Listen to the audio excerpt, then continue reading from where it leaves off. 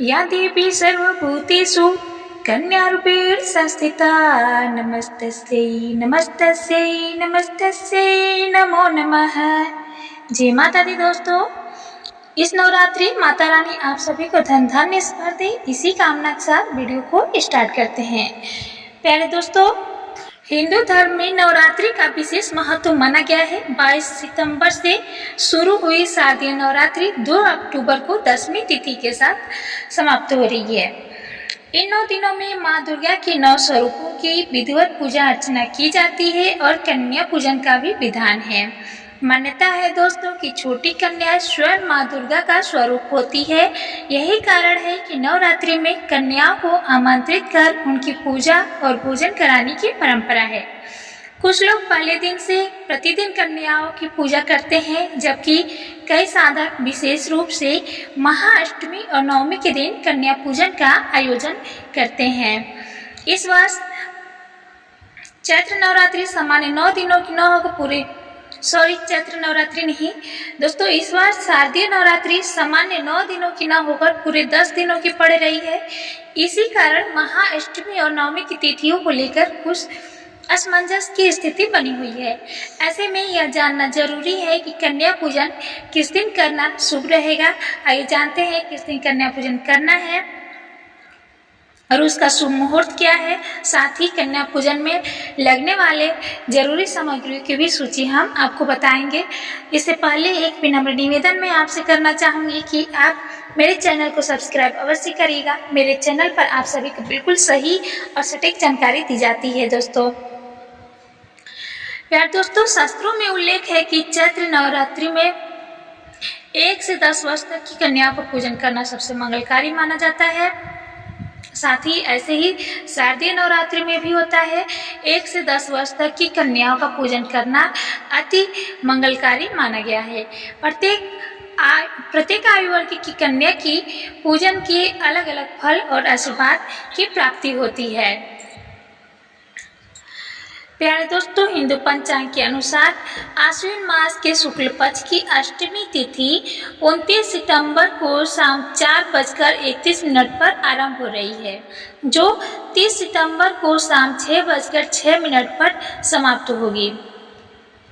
इसके बाद नवमी तिथि आरंभ हो जाएगी, जो 1 अक्टूबर को रात 7:01 पर आरंभ हो रही है। तो इस प्रकार से दोस्तों अष्टमी तिथि 30 सितंबर को रहेगा और नवमी तिथि 1 अक्टूबर को मनाया जाएगा।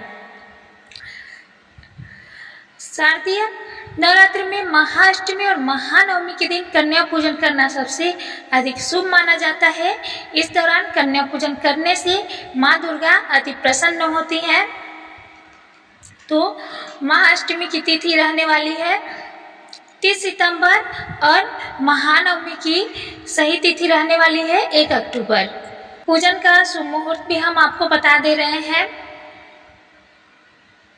अष्टमी के दिन कन्या पूजन करने वाले लोगों के लिए शुभ मुहूर्त रहने वाला है सुबह 5:01 से लेकर शाम 6:13 तक। इससे भी अति शुभ मुहूर्त रहेगा, जिसे हम अभिजीत मुहूर्त कहते हैं। इस अभिजीत मुहूर्त में कन्या पूजन करना अति शुभ फलदायी होगा। इसका शुभ मुहूर्त रहने वाला है 11:47 से लेकर दोपहर 12:35 तक। तो दोस्तों, संभव हो तो आप अभिजीत मुहूर्त में कन्या पूजन करें। साथ ही महानवमी को कन्या पूजन करने का शुभ मुहूर्त मैं आपको बता देती हूँ। सुबह ब्रह्म मुहूर्त रहने वाला है सुबह 4:37 से सुबह 5:26 तक।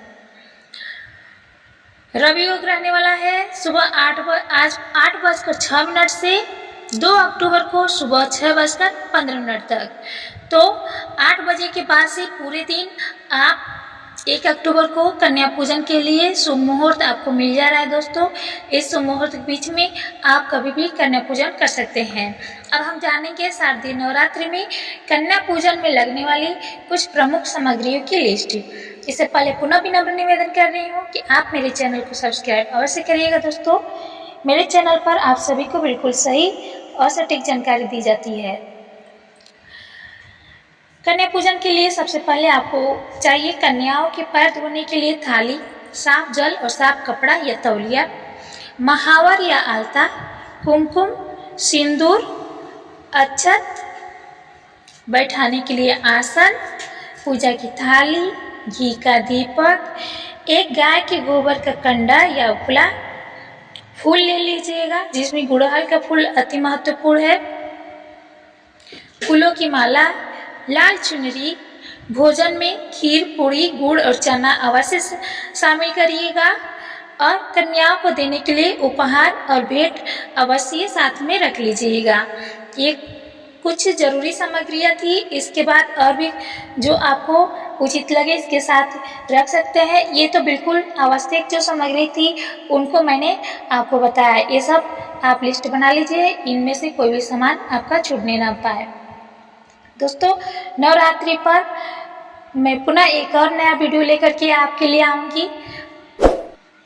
अभी के लिए इतना ही। पुनः निवेदन है कि चैनल को सब्सक्राइब कर लीजिएगा। बहुत बहुत धन्यवाद। मिलते हैं नेक्स्ट वीडियो में।